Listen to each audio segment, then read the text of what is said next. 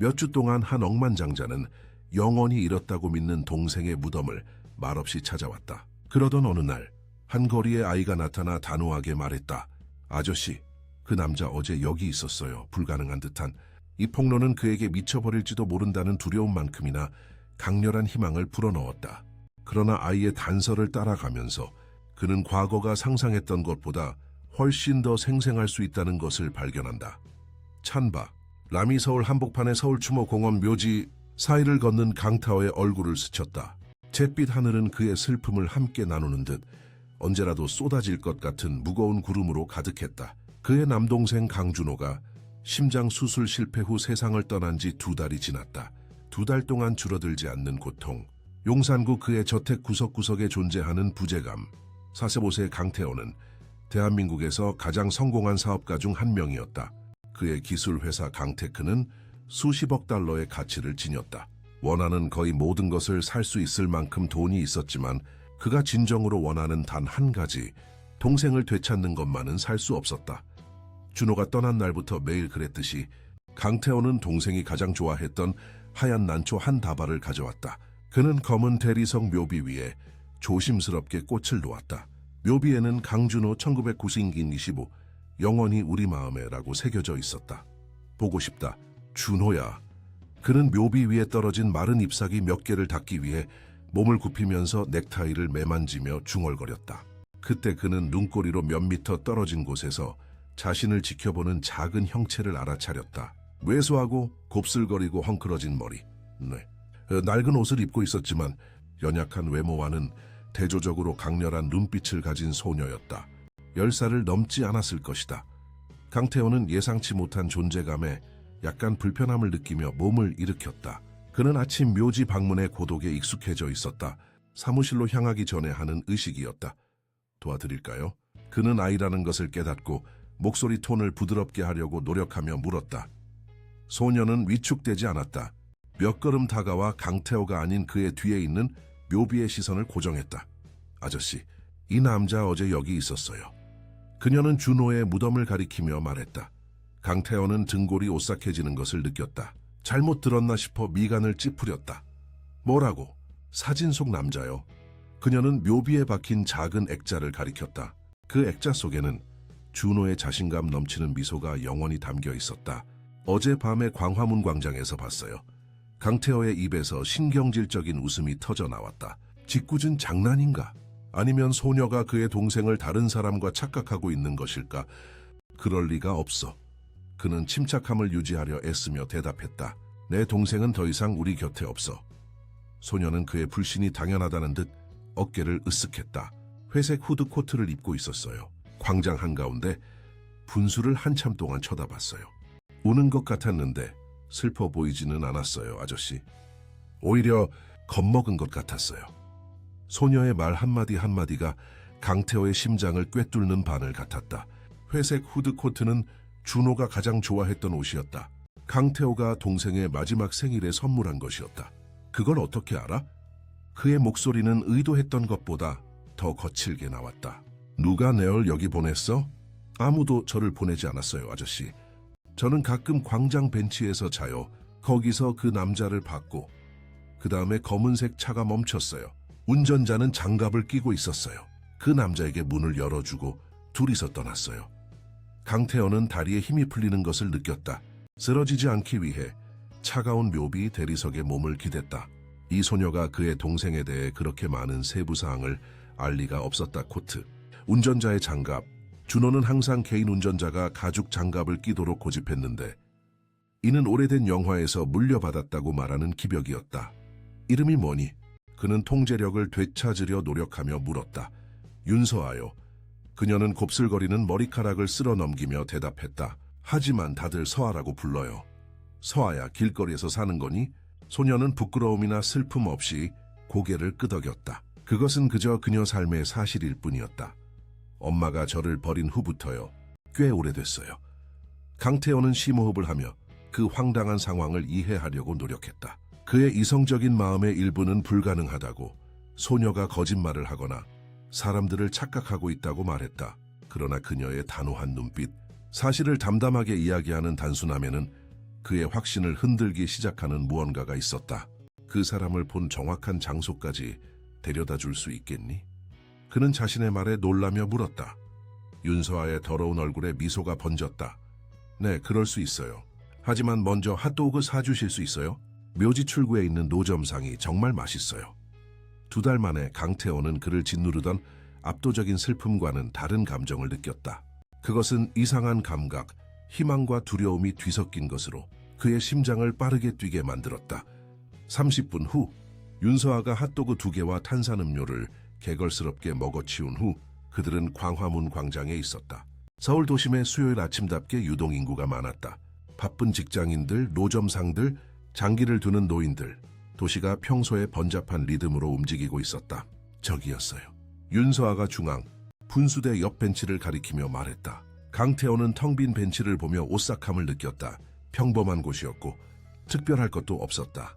하지만 그의 머릿속에는 준호가 회색 코트를 입고 분수대의 물을 바라보며 그곳에 앉아있는 모습이 그려졌다. 몇 시에 일어난 일이야? 늦은 시간이었어요. 광장은 거의 비어 있었죠. 저랑 노숙자 몇 명만 있었어요. 사진 속 남자라는 걸 확실히 알아? 강태호는 여전히 어떤 합리적인 설명을 찾으려 애쓰며 재차 물었다. 윤서아는 아이 특유의 참을성 없음을 보이며 눈을 굴렸다. 이군네. 그러며 저는 얼굴을 잘 기억해요. 그리고 그 남자 얼굴에 사진이랑 똑같은 흉터가 있었어요.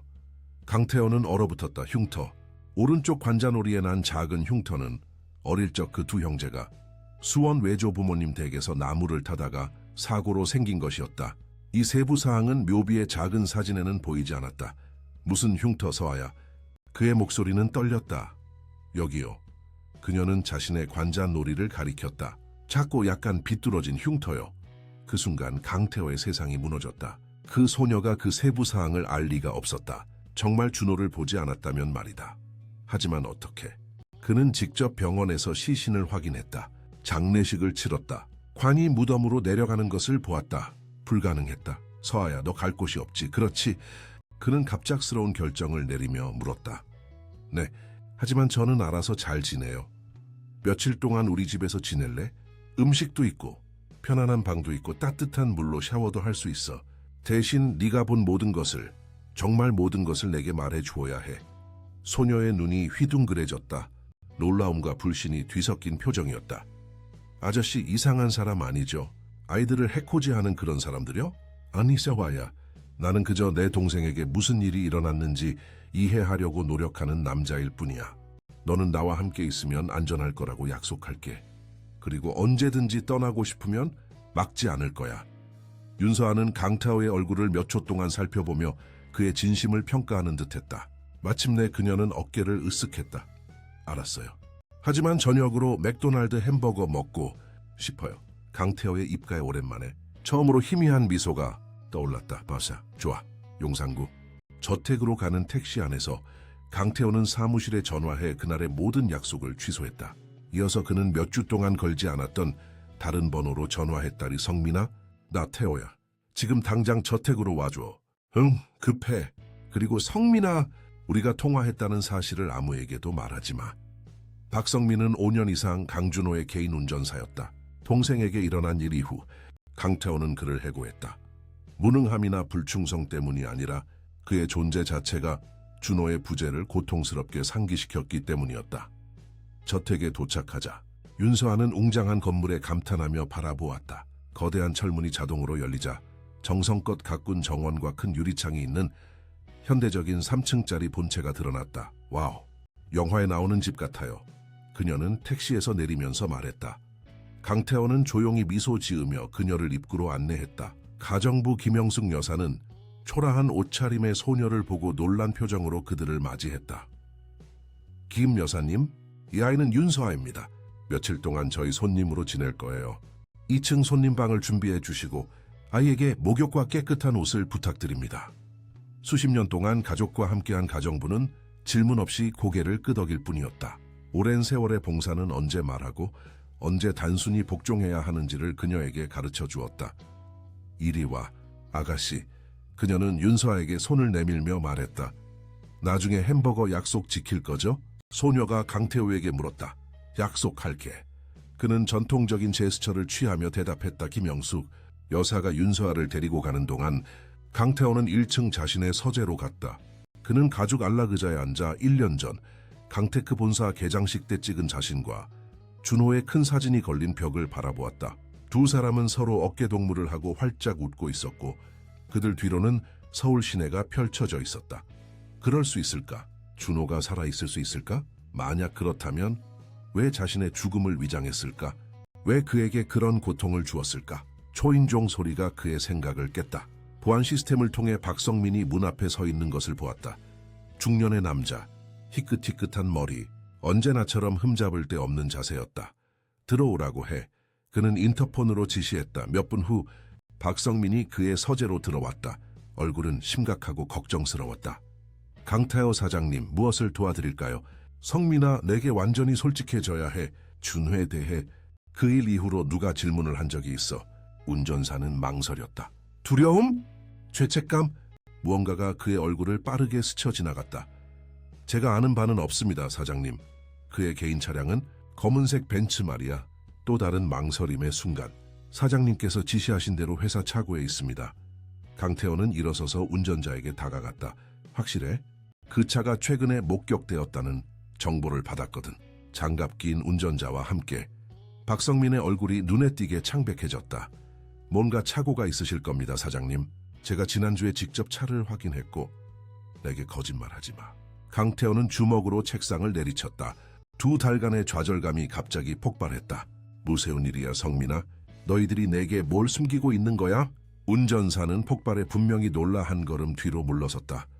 사장님, 저는 할 수 없습니다. 내 동생 살아있지, 그렇지. 강태호의 목소리는 이제 거의 속삭임에 가까웠고 감정이 실려 있었다. 박성민은 말로 대답하지 않았지만 그의 눈빛이 모든 것을 말해 주었다. 운전사의 눈에 눈물이 맺히며 강태호의 가장 미친 의심을 확인시켜 주었다. 왜? 강태호는 배신감, 혼란, 희망, 이 모든 것을 동시에 느끼며 물었다. 그는 위험에 처해 있었습니다, 사장님. 우리 모두가 그랬습니다. 위험에 처했다니? 어떤 종류의 위험? 강태호는 피가 식는 것을 느꼈다. 박성민은 누군가 듣고 있을까봐 두려운 듯 문 쪽을 불안하게 바라보았다. 여기서는 안 됩니다, 사장님. 안전하지 않습니다. 강태호는 눈을 가늘게 뜨고 눈앞의 남자를 평가했다. 박성민은 항상 강씨 가문에 충성스러웠다.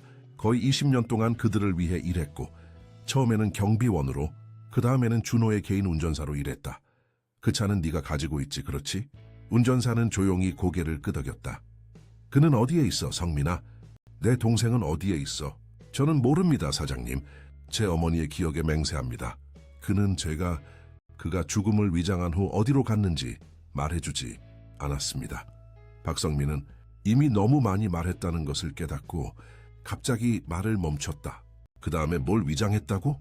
그의 죽음을 위장한 다음에 뭘 했다는 거야? 강태호의 목소리는 분노로 떨렸다. 이 2달 동안 내가 뭘 겪었는지 알아. 내 유일한 동생을 잃었다고 믿으며 살았던 지옥을 알아. 필요했습니다, 사장님. 사장님의 동생은 선택의 여지가 없었습니다. 강태호는 얼굴을 두 손으로 감싸며 그 폭탄 같은 폭로를 처리하려고 노력했다. 그의 동생이 살아있었다. 그것은 동시에 그가 상상할 수 있는 가장 큰 안도감이자 가장 큰 배신이었다. 지금 당장 서울 성모병원으로 데려다줘. 그는 결심한 듯 말했다. 모든 일이 거기서 일어났어. 그곳에서 이 이야기를 풀기 시작할 거야. 박성민은 망설이는 듯 했지만 결국 체념한 듯 한숨을 쉬며 동의했다. 차에서 기다리겠습니다, 사장님. 하지만 경고해야 합니다.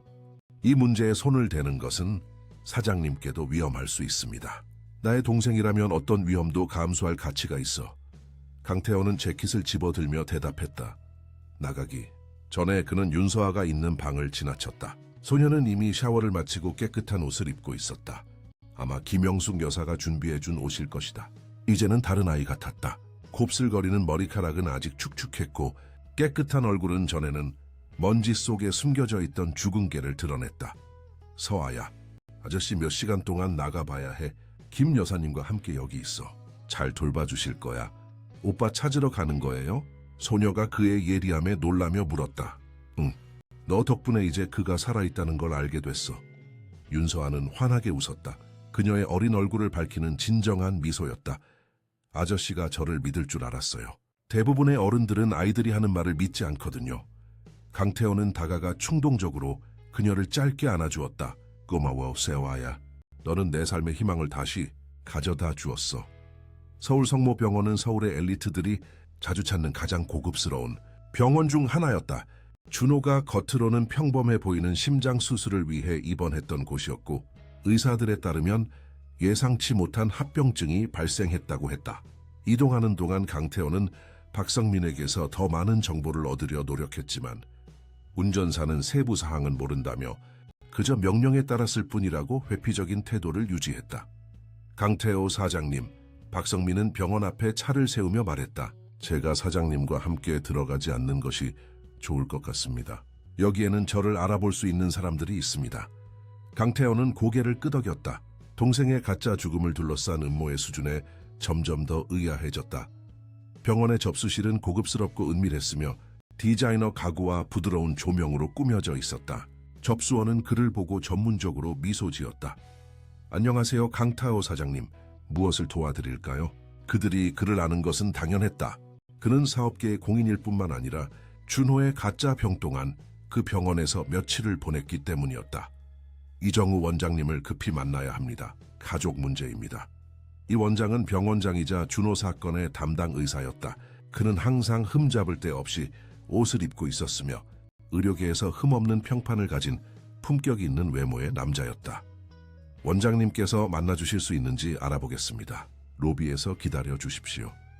기다리는 동안 강태호는 주변 환경을 새로운 눈으로 바라보았다. 그의 삶에서 가장 고통스러운 상실과 연관지었던 이 장소가 이제는 잔인한 속임수를 위한 정교한 무대처럼 보였다. 그 병원에서 얼마나 많은 사람들이 그 사기에 연루되었을까? 이 원장 자신? 간호사들? 전체 수술팀? 몇 분 후 접수원은 그를 원장실로 안내했다. 이 원장은 단단한 악수와 눈까지는 닿지 않는 미소로 그를 맞이했다. 강태호 사장님, 놀랍네요. 어떻게 지내셨습니까? 형식적인 절차는 건너뛰죠, 원장님. 강태호는 앉으라는 초대를 거절하며 대답했다. 저는 동생에 대한 진실을 알기 위해 여기 왔습니다. 의사는 무표정한 표정을 유지했지만 그의 오른손에 미세한 떨림이 그를 배신했다. 무슨 말씀이신지 모르겠네요. 준호의 사건에 대해서는 이미 길게 이야기했습니다. 안타깝게도 예측할 수 없는 수술 후 합병증이었습니다. 강태호는 탁자 위로 몸을 숙여 의사의 눈을 똑바로 쳐다보았다. 내 동생은 살아있습니다. 어젯밤 광화문 광장에서 목격되었습니다. 그리고 이 병원이 그의 죽음 위장에 직접적으로 연루되었다고 믿을 만한 이유가 있습니다. 원장은 깊은 한숨을 쉬며 갑자기 더 늙고 지쳐 보였다. 그는 일어나 문으로 가서 문이 잘 닫혔는지 확인한 후 다시 의자로 돌아왔다. 앉으십시오, 강태호 사장님. 부탁드립니다. 이번에는 강태호가 순종했다. 드디어 답을 얻을 수 있을 것 같았다. 무슨 이야기를 들었든 누가 그 정보를 주었든 상관없이 의사가 말을 시작했다. 위험한 영역으로 들어서고 있다는 것을 경고해야 합니다. 모르는 것이 더 나은 일도 있습니다. 내 동생은 정말 안식하고 있는 게 아니죠. 당신들은 모든 것을 위조했어요. 사망진단서, 검사 결과, 의사는 긍정도 부정도 하지 않고 심각한 표정으로 그를 지켜볼 뿐이었다. 환자의 사망 후 시신 처리 문제는 민감한 사안이며 특정 프로토콜과 환자 본인의 사전 의지에 따라 규정됩니다. 무슨 소리예요? 의사는 서랍을 열고 서류철을 꺼냈다. 그 안에서 서류를 꺼내 강태호에게 탁자 위로 밀어 넣었다. 사장님의 동생은 수술 이틀 전 이 동의서에 서명했습니다. 치명적인 합병증 발생 시 장례 절차 후 즉시 시신을 화장해달라는 요청이었습니다. 강태호는 떨리는 손으로 서류를 집어들었다. 맨 아래의 서명은 준호의 것이 틀림없었다. 말도 안 돼. 준호는 화장에 대해 한 번도 말한 적이 없어.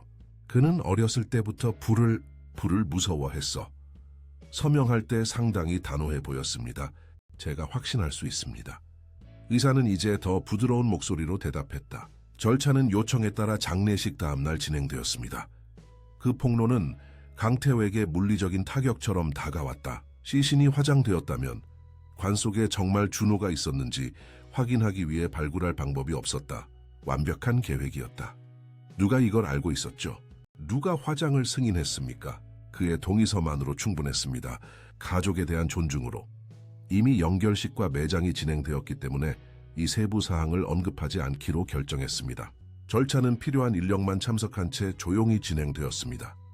강태호는 일어섰다. 분노가 가슴속에서 끓어올랐다.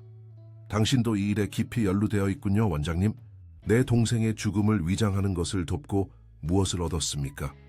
이 원장도 일어섰다. 그의 얼굴은 이제 걱정스러운 표정으로 가득했다. 강태호 사장님, 제발 목소리를 낮추십시오. 저는 사장님께서 암시하시는 어떤 것도 인정하지 않습니다. 저는 단지 우리가 따랐던 절차를 설명했을 뿐이며 이는 법과 의료 윤리 내에서 엄격하게 이루어졌습니다. 무슨 일이 벌어지고 있는지 알아낼 겁니다. 그리고 당신이나 이 병원이 내 동생에게 해를 끼쳤다면 맹세 후 우리의 대화는 끝난 것 같습니다. 의사가 말을 끊으며 책상의 버튼을 눌렀다. 경비 강타오 사장님을 출구까지 모셔다 드리십시오. 강타오는 경비가 도착하기 전에 사무실을 나섰다. 새로운 정보로 머릿속이 끓어올랐다. 병원 로비에서 그의 눈길을 끄는 것이 있었다. 유리문을 통해 길 건너편에 검은색 차가 주차되어 있는 것을 보았다. 준호가 타던 것과 똑같은 벤츠였다. 그리고 운전석에는 장갑을 낀 남자가 있었다. 강태호는 두 번 생각할 필요 없이 병원 밖으로 달려나갔다. 하지만 문을 통과하자마자 차는 고속으로 출발했다. 그는 여전히 번호판을 볼 수 있었다. 정말 준호의 차였다. 박성민은 주차장에서 기다리고 있었는데 겉으로는 초조해 보였다. 가야 합니다, 사장님. 지금 당장요. 저택으로 돌아가는 길에 강태호는 운전자에게 화장에 대해 알게 된 사실을 이야기했다. 너 이걸 알고 있었어? 박성민은 도로에서 눈을 떼지 않았지만 그의 표정은 더욱 긴장되었다. 나중에 알았습니다. 계획의 일부였습니다. 무슨 계획이야, 성민아? 제발 아무처럼 말하지 말고 무슨 일인지 말해줘. 운전사는 깊은 한숨을 쉬었다. 사장님의 동생이 무언가를 알아냈습니다, 사장님. 아주 큰일이었습니다. 강력한 사람들과 연루된 일이었습니다. 그는 위협을 받고 있었습니다. 자신과 사장님을 보호할 수 있는 유일한 방법은 사라지는 것이었습니다. 왜 내게 말하지 않았어? 내가 도울 수 있었을 텐데. 우리에게는 자원도 있고 영향력도 있는데 그런 사람들에게는 안 됩니다. 사장님은 그들의 영향력이 얼마나 큰지 상상도 못하실 겁니다. 강태호에게 갑작스러운 깨달음이 찾아왔다. 그 차, 병원에서 본 그 벤츠, 너였어? 박성민은 고개를 저었다마 아닙니다, 사장님. 제가 동생분께 차를 맡겼습니다. 그가 요청한 대로요. 만약 지금 누군가가 그 차를 사용하고 있다면 운전사는 말을 마치지 못했지만 그의 눈에 비치는 두려움은 웅변적이었다. 저택으로 돌아오자 강태호는 거실에서 약속했던 햄버거를 먹으며 대형 평면 TV로 만화를 보고 있는 윤서아를 발견했다. 거의 가정적인 이 장면은 이제 그의 삶을 둘러싼 폭로와 위험에 소용돌이와 극명한 대조를 이루었다. 서아야. 그는 억지로 미소를 지으며 말했다. 햄버거 맛은 어때? 제가 먹어본 것 중에 최고예요. 그녀는 입안 가득 음식을 넣고 대답했다. 아저씨 집 정말 멋져요.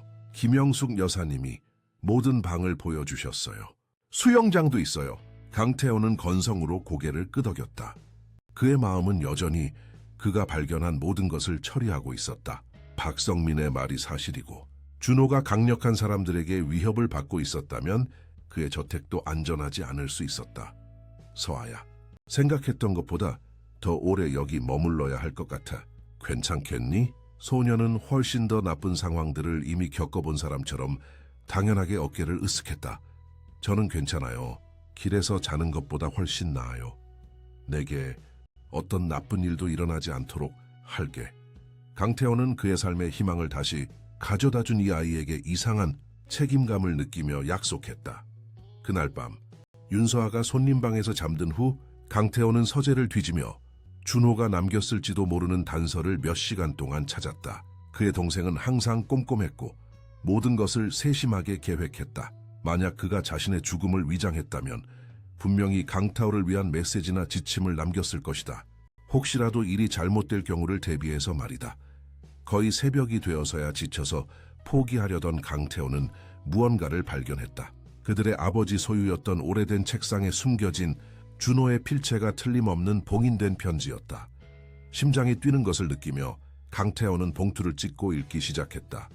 내 동생에게 네가 이 편지를 읽고 있다면 뭔가 계획대로 되지 않은 거야. 언젠가 내가 너에게 준 고통을 용서해 주기를 바란다. 너를 해치고 싶지 않았지만 다른 방법이 없었다는 것을 믿어줘. 나는 결코 알았어야 할 일이 아닌 것을 발견했다. 위험한 사람들, 심지어 우리와 아주 가까운 일부 사람들도 우리가 쌓아온 모든 것을 위험에 빠뜨리는 계획에 연루되어 있다. 그들은 나를 침묵시키려 했고 그들이 포기하지 않을 것이라는 것을 깨달았을 때 나는 내 인생에서 가장 어려운 결정을 내려야 했다. 만약 무슨 일이 생긴다면 무덤에서 답을 찾지 마. 우리가 완성하지 못한 집에서 찾아봐 사랑을 담아. 언제나 너의 동생. 준호. 강태호는 편지를 책상에 떨어뜨렸다. 눈물이 그의 얼굴에 자유롭게 흘러내렸다.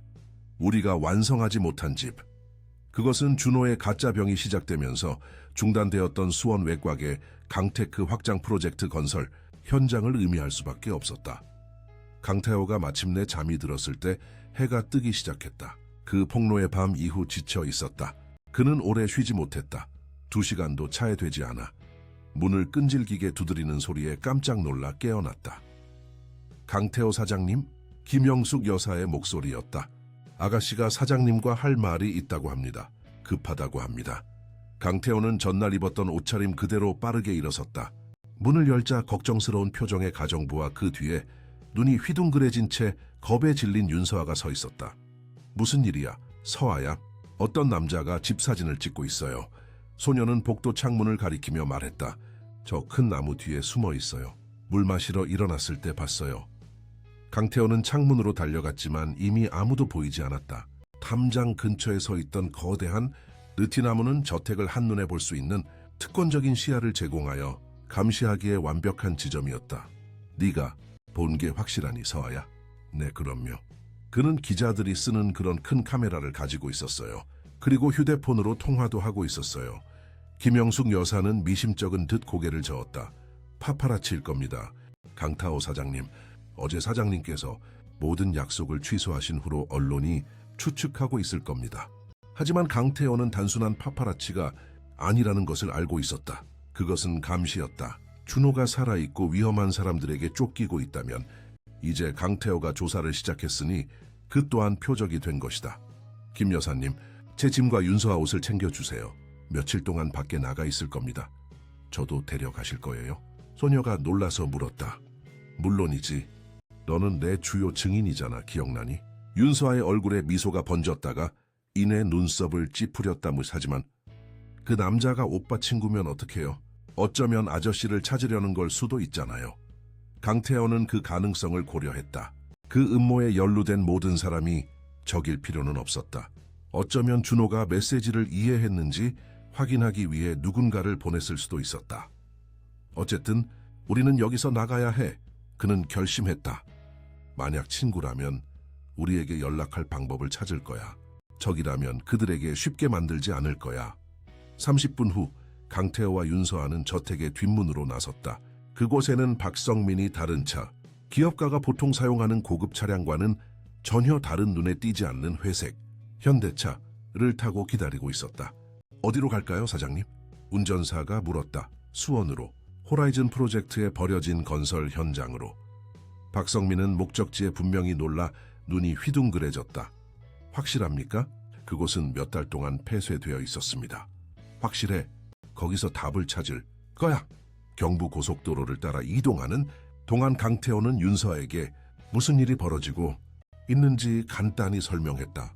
내 동생이 내게 단서를 남겼어. 그가 사라져야 할 경우를 대비해 모든 것을 계획했다고 믿어. 수원에 있는 건설 현장은 우리 회사의 새로운 본사가 될 예정이었어. 우리가 함께 시작했지만 결코 완성하지 못한 프로젝트였지. 보물찾기 같은 거예요. 소녀는 상황의 실제 위험에는 아랑곳 없이 어린아이 같은 흥분으로 눈을 반짝이며 물었다. 뭐 그런 거지. 강태호는 희미하게 미소 지으며 대답했다. 윤서아의 천진난만함은 지난 며칠간의 숨막히는 긴장 속에서 신선한 공기 같았다. 호라이즌 프로젝트는 수원 외곽에 보존된 숲으로 둘러싸인 외딴 지역에 위치해 있었다. 연구실, 사무실, 심지어 직원들을 위한 작은 주거 단지까지 포함하는 야심찬 복합 단지였다. 준호가 가짜 심장 문제를 겪기 시작하면서 공사가 중단되었다. 도착하자마자 그들은 현장이 그대로 남아있는 것을 발견했다. 웅장하지만 미완성된 건물에는 여전히 비계가 설치되어 있었고 자재들은 먼지 덮인 방수포로 덮여 있었다. 입구의 빛바랜 표지판에는 미래가 태어나는 곳 호라이즌 프로젝트 강테크라고 쓰여 있었다. 귀신 나올 것 같아요. 윤서아가 큰 유리, 패널이 일부는 보호필름으로 덮여있는 현대적인 3층짜리 본관 건물을 보며 말했다. 내 옆에 있어. 서아야. 강태호는 버려진 공사 현장을 걸으며 지시했다. 박성민은 차에 남아 입구를 지켜보고 있었다. 그들은 신호를 정했다. 경적을 3번 짧게 울리면 위험하다는 뜻이었다. 본관 건물. 내부는 이미 벽이 칠해지고 일부 유리 칸막이가 설치되는 등 공사가 많이 진행된 상태였다. 강태호는 그곳을 잘 알고 있었다. 준호와 함께 프로젝트에 적극적으로 참여했었다.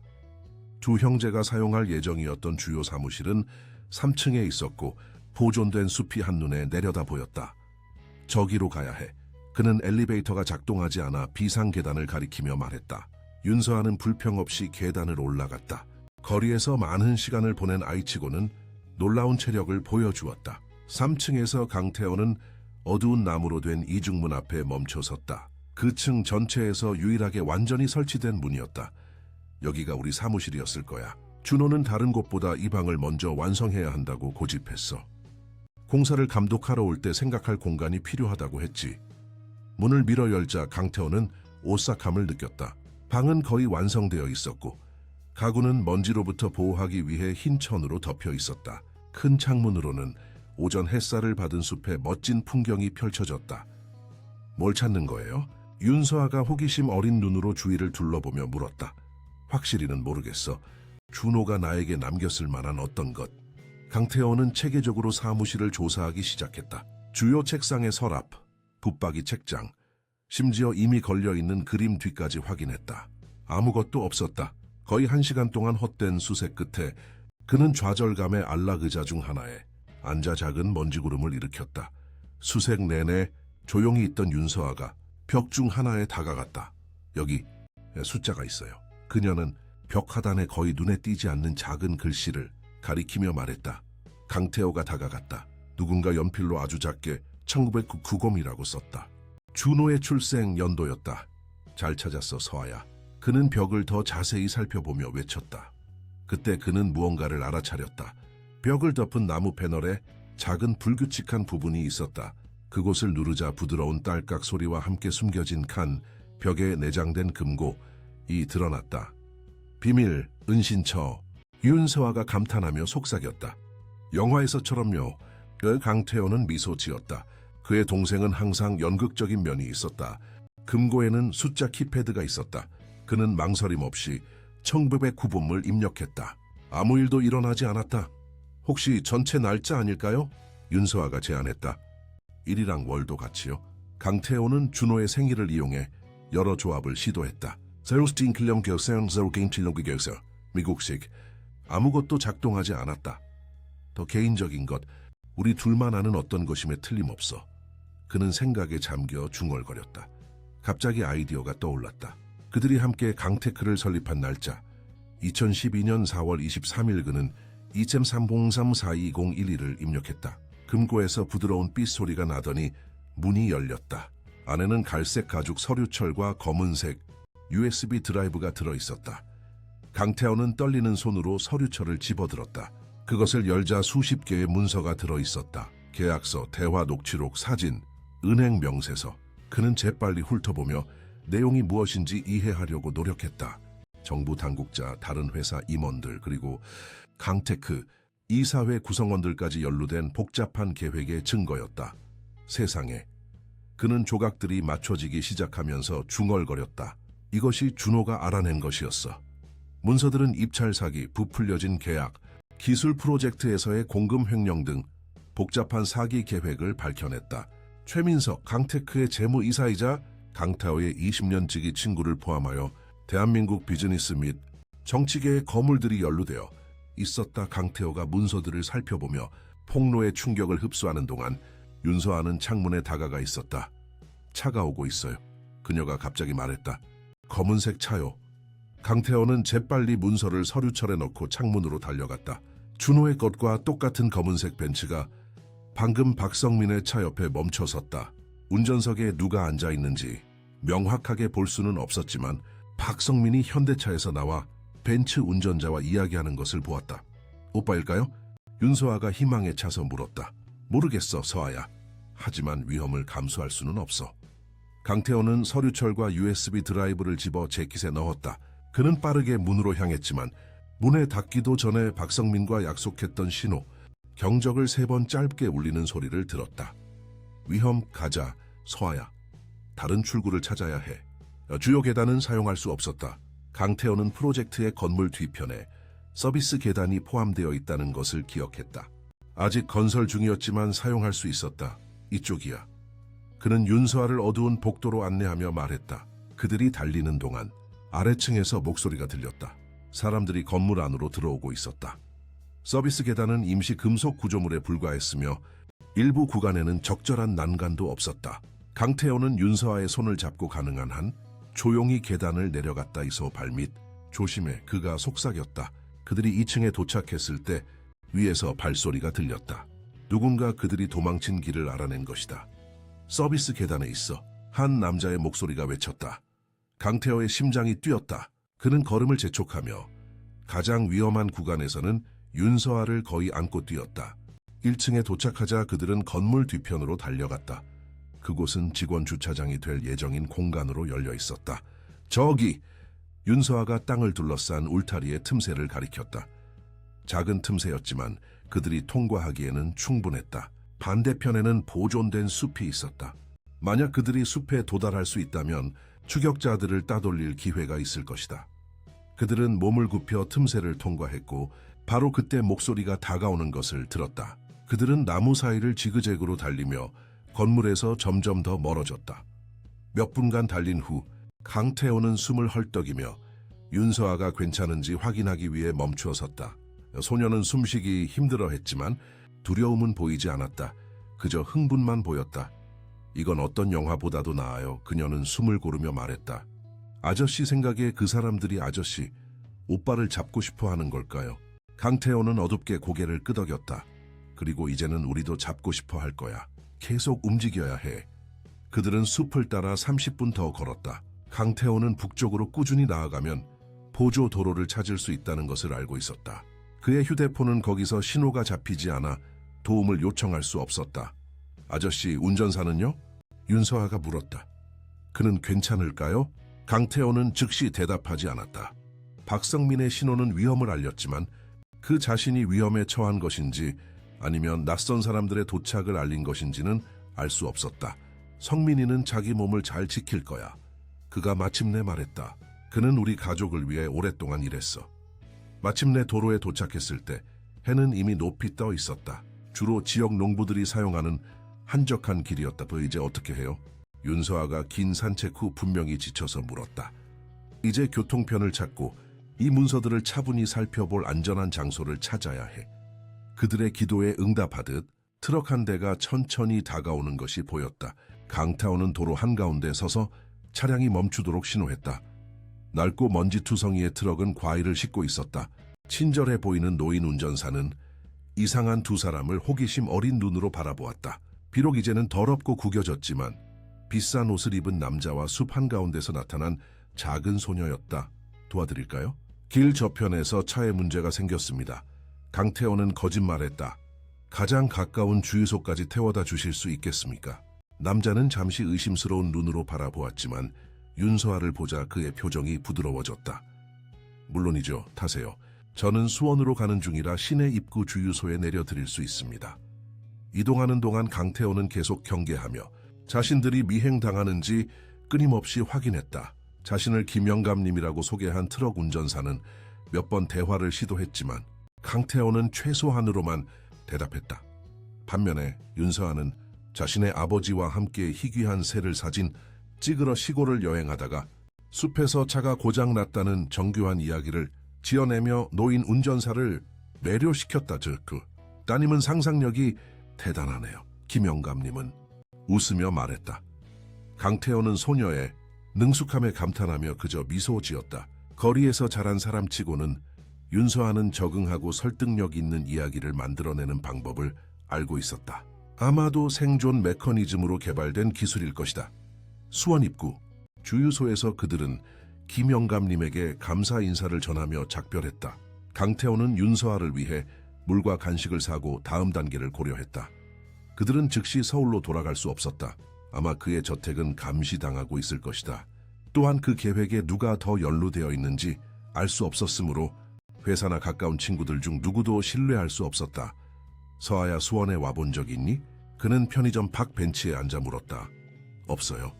그녀는 샌드위치를 맛있게 베어 물며 대답했다. 예뻐요? 무슨 매력이 있지. 내가 여기서 태어났어. 알아? 우리 외조 부모님 댁이 이 도시 외곽에 있었거든. 그의 머릿속에 아이디어가 떠오르기 시작했다. 외조 부모님 댁, 외할머니가 돌아가시고 그 땅이 버려진 이후로 몇 년 동안 그곳에 가본 적이 없었다. 가족들은 그곳을 어떻게 해야 할지 결코 결정하지 못했고 그곳은 결국 잊혀진 더 단순했던 시대의 유물이 되었다려. 서아야, 어디로 가야 할지 알 것 같아. 강씨 가문의 오래된 외조 부모님 댁은 수원에서 약 20km 떨어진 접근하기 어려운 시골 지역에 있었다. 가장 가까운 지점까지 택시를 탄 후 강태호와 윤서아는 비포장도로를 따라 거의 6km를 걸어야 그 집에 도착할 수 있었다. 아직 멀었어요? 윤서아가 지친 발을 끌며 물었다. 다 왔어. 저 앞에 나무 문 보이지? 저기가 집 입구야. 문은 덩굴로 반쯤 덮여 있었고 오랜 기간의 방치 흔적이 역력했다. 강태호는 약간의 어려움을 겪으며 문을 밀었고 두 사람은 집 안으로 들어섰다. 구불구불한 길은 본체로 이어졌다. 단순하지만 매력적인 건물로 전면을 둘러싼 넓은 베란다가 있었다. 와우, 서부 영화에 나오는 집 같아요. 윤서아가 잠시 피로를 잊고 말했다. 강태호는 미소 지었다. 향수에 젖었다. 준호와 함께 과수원을 뛰어다니고 집을 가로지르는 가을에서 수영하고 갓 단 구아바를 먹으며 베란다에서 할아버지의 이야기를 들으며 얼마나 많은 여름을 보냈던가. 할아버지가 이 집을 직접 지으셨어. 그가 베란다 계단을 오르며 설명했다. 여기서 자전거 타는 법, 낚시하는 법, 꿈꾸는 법을 배웠지. 열쇠는 항상 같은 곳에 숨겨져 있었다. 이제는 말라 죽은 고사리 화분 근처의 가짜 돌 아래. 강씨 가문에서는 일부 습관이 결코 변하지 않았다. 집 안은 먼지가 쌓여 있었고 곰팡이 냄새가 났지만 구조는 튼튼해 보였다. 흰 천으로 덮인 오래된 가구들, 벽에 걸린 가족 사진들, 거실의 돌 벽난로, 강태호가 기억하는 그대로였다. 시간의 자연스러운 마모와 방치를 제외하고는 말이다. 바람 좀 쐴까? 그는 창문을 열며 말했다. 그 다음에 먹을 것을 좀 준비하자. 식료품 저장실에 통조림이 있을 거야.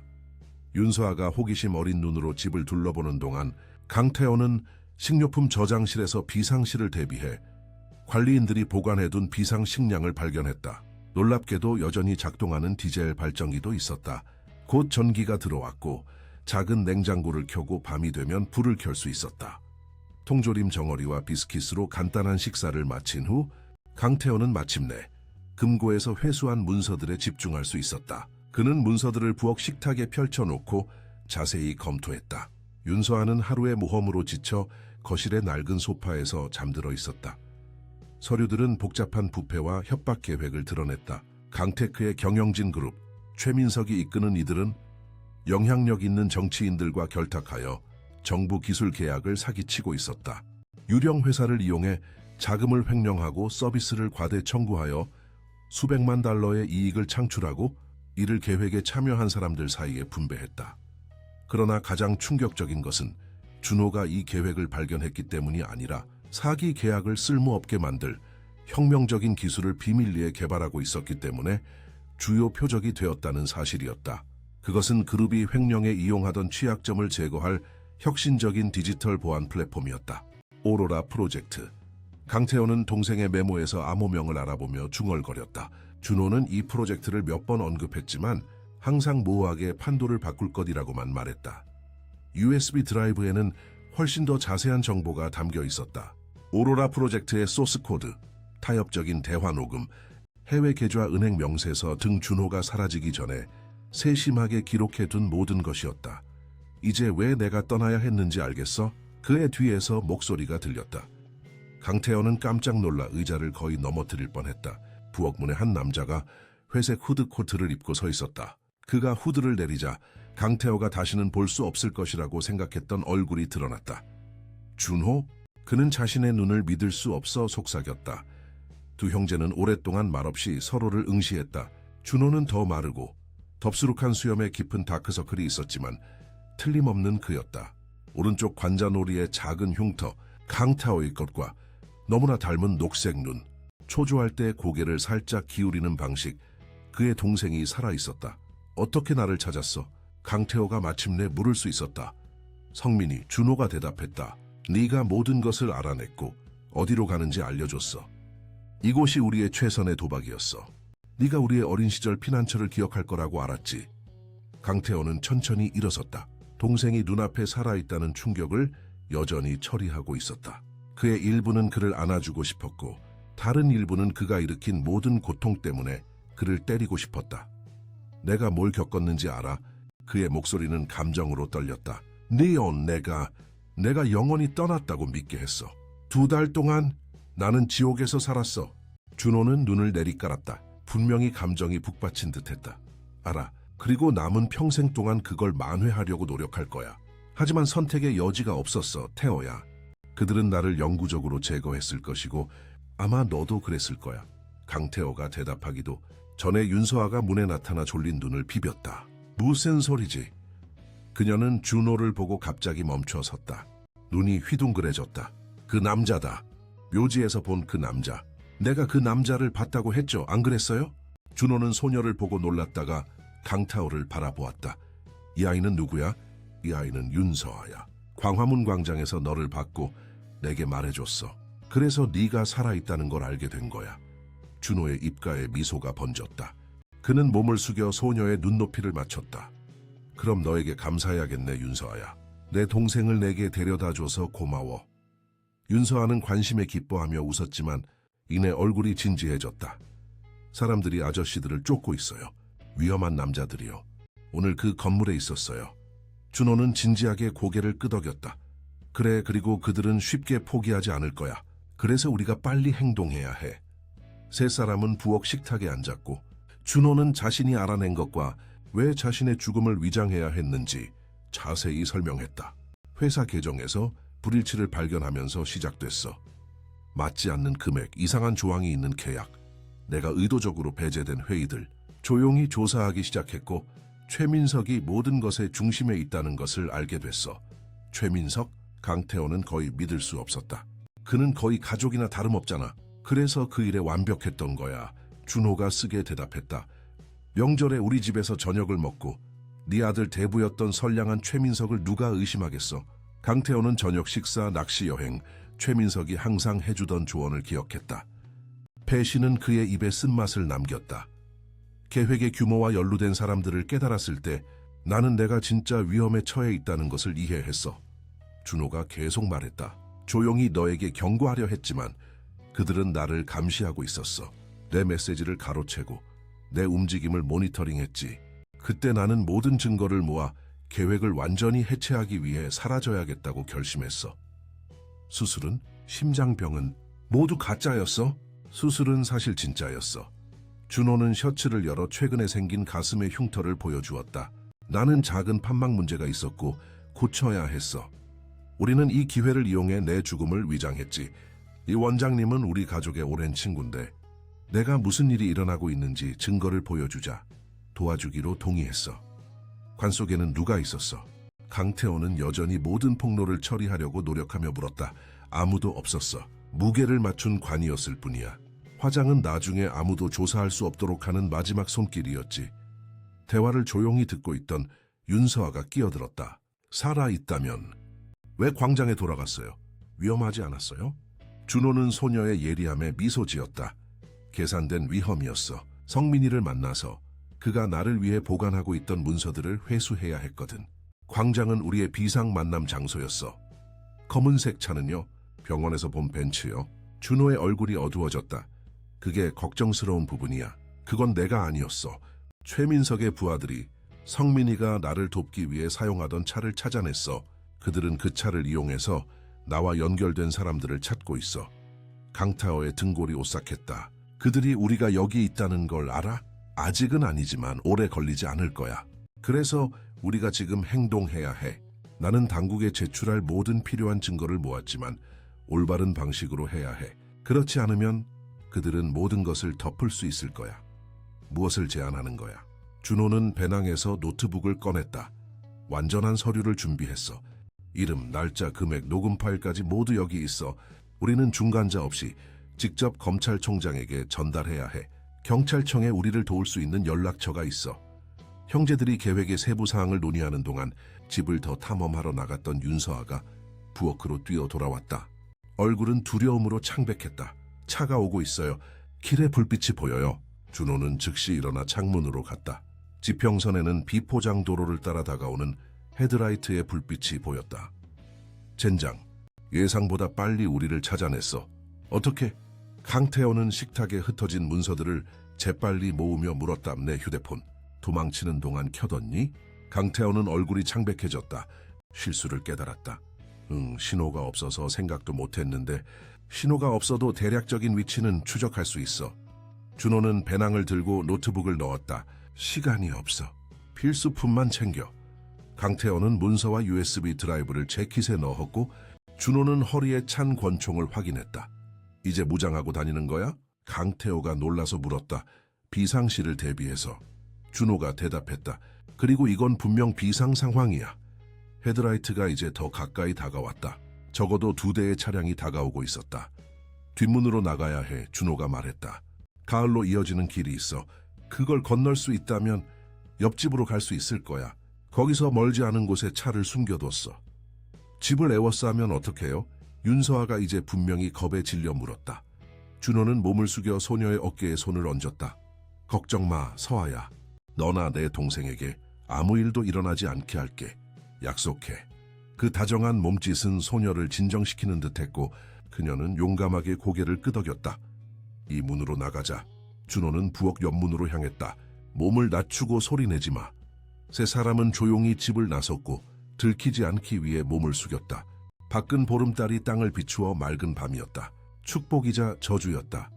그들은 어디로 가는지 볼 수 있었지만 더 잘 보일 수도 있었다. 그들은 이제 버려지고 야생화된 과수원의 과일나무 사이를 구불구불 이어지는 길을 따라갔다. 뒤에서는 차가 멈추고 문이 열리는 소리가 들렸다. 남자들의 목소리가 명령을 내리며 집으로 다가오고 있었다. 더 빨리. 준호가 속삭였다. 그들은 곧 집이 비어있다는 것을 알아차릴 거야. 그들은 부분적인 어둠 속에서 최대한 빨리 걸었다. 강태호는 윤서아의 손을 꽉 잡고 뿌리와 돌에 걸려 넘어지지 않도록 했다. 준호는 앞장서서 의심스러운 소리에 주의를 기울였다. 그들이 가을에 거의 다다랐을 때 집에서 비명소리가 들렸다. 그들의 도주를 알아낸 것이다. 그들이 우리 뒤를 쫓고 있어요. 윤서아가 외쳤다. 뛰어. 준호가 명령했다. 세 사람은 길을 따라 뛰기 시작했고 비밀스러움은 더 이상 유지할 수 없었다. 그들 뒤에서는 손전등 불빛이 어둠을 가르고 흥분한 목소리가 지시를 외쳤다. 가을이 앞에 나타났다. 달빛 아래 물이 반짝였다. 그리 넓지는 않았지만 물살이 강해 보였다. 내가 건너는 걸 도와줄게. 준호가 말했다. 태호야, 네가 서아랑 먼저 가. 내가 엄호할게. 너 없이 안 갈 거야. 강태호가 반대했다. 논쟁할 시간이 없어. 준호는 윤서아를 안아 강태호에게 건넸다. 지금 가! 강태호는 윤서아를 팔에 안기 전에 단 1초만 망설였다. 소녀는 가벼웠고 그는 빠르게 물속으로 들어갔다. 물은 차가웠고 무릎까지 닿았다. 물살은 강했지만 건널 수 없는 정도는 아니었다고 꽉 잡아. 서아야. 그는 미끄러운 가을 바닥의 돌들 사이를 조심스럽게 걸으며 지시했다. 그들 뒤에서 준호는 총을 들고 숲속의 움직임에 주의를 기울였다. 손전등 불빛이 빠르게 다가왔고 밤하늘에 비명소리가 울려 퍼졌다. 강태호는 반대편 강둑에 도착하여 윤서아를 내려놓았다. 둘 다 준호가 가을을 건너기 시작하는 것을 지켜보았다. 바로 그때 모든 것이 느려지는 듯했다. 섬광이 어둠을 비추었고 총성이 울렸다. 준호는 어깨에 총을 맞고 비틀거렸다. 또 한 발, 그리고 또 한 발. 준호는 물에 쓰러졌다. 안 돼. 강태호는 동생을 돕기 위해 돌아가려 하며 소리쳤다. 거기 있어. 준호는 힘겹게 몸을 일으키며 명령했다. 상처는 치명적이지 않은 것 같았지만 피가 많이 흐르고 있었다. 계속 가. 내가 그들을 다른 쪽으로 유인할게. 널 두고 가지 않을 거야. 강태호가 항의했다. 너는 아이와 문서들을 보호해야 해. 준호가 주장했다. 이 모든 것을 끝낼 유일한 기회야. 강태호가 논쟁할 틈도 없이 준호는 가을에서 나와 그들이 가야 할 방향과는 반대 방향으로 오른쪽으로 달려갔다. 즉시 추격자들은 손전등을 그에게 집중했다가 준호가 마지막으로 외치며 최소 3명의 남자들에게 쫓기며 나무들 사이로 사라졌다. 강태호는 소매를 잡아당기는 것을 느꼈다. 윤서아였다. 눈은 두려움으로 휘둥그레져 있었다. 가야 해요. 그녀는 놀라운 성숙함으로 말했다. 오빠가 우리에게 시간을 벌어주고 있어요. 무거운 마음으로 강태호는 고개를 끄덕였다. 그는 윤서아의 손을 잡고 낯선 땅을 가로질러 달렸다. 가을과 추격 소리에서 점점 더 멀어졌다. 그들은 약 20분 동안 목초지와 작은 숲을 가로질러 달렸다. 항상 달을 등지고 방향을 잡았다. 마침내 지쳐서 아스팔트 보조도로에 도착했다. 추격의 흔적은 없었다. 밤의 침묵은 귀뚜라미 소리와 멀리서 들리는 개구리 소리만이 깨뜨릴 뿐 불안했다. 오빠는 괜찮을까요? 윤서아가 넓은 침묵 속에서 작은 목소리로 물었다. 준호는 똑똑하고 이 지역을 손바닥처럼 알아. 강태호는 자신이 느끼는 것보다 더 자신감 있게 들리려 노력하며 대답했다. 에루군가 그들을 따돌릴 수 있다면 그건 준호야. 그들은 길을 따라 걸으며 태워다 줄 차량을 찾기를 희망했다. 젖은 옷이 강태호의 몸에 불편하게 달라붙었고 윤서아는 추위에 떨기 시작했다. 피난처를 찾아야 해. 그는 소녀를 걱정하며 중얼거렸다. 약 1km쯤 걸었을 때 멀리서 불빛이 보였다. 트럭 운전사들을 위해 24시간 영업하는 작은 주유소와 식당이 딸려 있었다. 저기로 가자. 강태호가 결심했다. 몸을 말리고 뭐 좀 먹고 우리가 정확히 어디에 있는지 알아낼 수 있을 거야. 식당은 그 시간 밤에는 거의 비어 있었다. 졸린 트럭 운전사 한 명만이 카운터에서 커피를 마시고 있었고 중년의 여직원은 연예인 잡지를 넘기고 있었다. 둘 다 강태호와 윤서아가 들어오는 것을 보고 눈을 들었다. 젖고 더럽고 눈에 띄게 지쳐 보이는 그들의 모습에 분명히 놀란 표정이었다. 우리 차가 몇 킬로미터 뒤에서 고장났어요. 강태호가 재빨리 설명했다. 도로까지 오려면 가을을 건너야 했어요. 빨간 머리로 염색한 건장한 여직원은 의심스러운 눈으로 그들을 바라보다가 고개를 끄덕였다. 화장실은 뒤쪽에 있어요. 몸 좀 말릴 수 있는 종이 타월이 있을 거예요. 뭘 드시겠어요? 강태호는 자신을 위해 커피를, 윤서아를 위해 핫초코를 주문했고 둘 다 샌드위치도 주문했다. 화장실에서 최소한으로 몸을 닦은 후 그들은 창문에서 떨어진 테이블에 앉았다. 밖에서 쉽게 보이지 않으면서 도로를 관찰할 수 있는 곳이었다. 지역 경찰에 전화하는 것은 안전하지 않은 것 같아. 강태호는 식욕 없이 샌드위치를 깨물며 중얼거렸다. 계획에 누가 연루되어 있는지 모르니까. 그럼 어디로 가야 해요? 윤서아가 작은 손으로 핫초코 잔을 감싸며 몸을 따뜻하게 하며 물었다. 강태호는 생각을 정리하려고 노력했다. 준호는 경찰청에 연락처가 있다고 언급했다. 검찰총장에게 직접 서류를 전달하는 것을 도울 수 있는 사람이라고 했다. 하지만 자세한 정보를 얻을 시간이 없었다. 서울로 돌아가야 해. 그가 마침내 결심했다. 거기에 연락처가 있어. 신뢰할 수 있는 사람들이야. 우리가 어떻게 진행해야 할지 알아내는 동안 우리를 숨겨줄 수 있을 거야. 여직원이 커피포트를 들고 강타워에 잔을 채우기 위해 다가왔다. 끼어들어서 죄송하지만 서울로 돌아가신다는 말씀을 들었습니다. 새벽 5시에 여기 근처를 지나는 버스가 있는데 수원시외 버스터미널로 갑니다. 거기서 서울행 버스를 타실 수 있을 겁니다. 강태호는 정보에 감사했다. 지금은 거의 새벽 3시였다. 2시간 더 기다려야 했다. 그때까지 여기서 기다리셔도 됩니다. 여직원은 이제 더 친절한 어조로 제안했다. 새벽 6시 이후에야 사람들이 출근하기 시작하면서 손님이 늘어납니다. 기다리는 시간은 천천히 흘러갔다. 윤서아는 마침내 아드레날린이 가라앉고 피로에 지쳐 테이블에 머리를 기대고 잠이 들었다. 강태호는 피곤했지만 긴장을 풀 수 없었다. 그의 마음은 계속 가을에서의 장면을 되감으며 준호에게 무슨 일이 일어났을지 상상했다. 새벽 4시 30분 그는 윤서아를 조심스럽게 깨웠다. 시간이야 서아야. 버스가 곧 올 거야. 소녀는 하품하며 주먹으로 눈을 비볐다. 오빠 꿈을 꿨어요. 그는 개와 함께 해변에 있었고 잘 지내고 있었어요. 강태호는 슬프게 미소 지었다. 아이의 천진난만함에 감동했다. 준호가 탈출했고 곧 다시 함께 이 모든 미친 상황에 대해 웃을 수 있기를 바랐다. 하지만 가을에서 총에 맞은 동생의 이미지는 그의 마음을 떠나지 않았다. 그들은 계산을 하고 여직원의 지시에 따라 임시버스 정류장, 길가의 표지판에 불과한 곳으로 걸어갔다. 지평선에서 하늘이 밝아오기 시작하며 새로운 날의 도래를 알렸다. 버스는 정시에 도착했다. 그 시간대에는 거의 비어 있었다. 강태호는 지갑에 남아있는 얼마 안 되는 돈으로 표를 사고 뒤쪽 좌석에 자리를 잡았다. 그곳에서는 탑승하는 모든 승객을 관찰할 수 있었다. 나쁜 남자들이 버스에 있으면 어떡해요? 윤서아가 강태호의 팔을 잡고 속삭였다. 아니야. 그는 눈을 경계하면서도 안심시켰다. 그리고 나타나면 내가 널 보호할 거야. 수원까지의 여행은 1시간 남짓 걸렸다. 시외버스터미널에서 그들은 오전 9시 30분에 출발하는 서울행 첫 버스를 탔다. 강태호는 편의점에서 그들을 위한 갈아입을 옷과 칫솔, 기타 기본적인 물품을 샀다. 많지는 않았지만 적어도 깨끗하고 마른 상태가 될 수 있었다. 서울로 가는 동안 강태호는 다음 단계를 숙고했다. 용산구 저택으로 돌아갈 수 없었다. 그들이 가장 먼저 그를 찾을 곳일 것이다. 또한 그 계획에 누가 더 연루되어 있는지 알 수 없었으므로 회사나 가까운 친구들 중 누구도 신뢰할 수 없었다. 그때 그는 대학 시절 전 여자친구였던 한지윤을 떠올렸다. 그녀는 현재 탐사 저널리스트로 일하고 있었다. 몇 년 동안 그들은 원만한 우정을 유지하며 그녀가 기사를 위해 기술 시장에 대한 코멘트가 필요할 때 가끔 커피를 마시며 만났다. 한지윤은 똑똑하고 신중했으며 무엇보다 정의감이 강했다. 많은 질문을 하지 않고 그들을 도울 수 있는 사람이 있다면 그녀일 것이다. 그들이 서울 고속버스터미널에 도착했을 때 이미 전고가 지나 있었다. 강태호는 시내에서 점점 더 드물어지는 공중전화를 찾아 한지윤에게 전화했다. 추적당할까봐 자신의 휴대폰을 사용하고 싶지 않았다. 지윤아, 나 강태호야. 선 건너편에서 잠시 침묵이 흘렀다. 태호야, 세상에 오랜만이야. 잘 지냈어? 사실 아니야. 내 도움이 필요해, 지윤아? 전화로 설명하기는 복잡해. 이번에는 더 긴 침묵이 흘렀다. 강테크 문제에 대한 소문과 관련이 있어?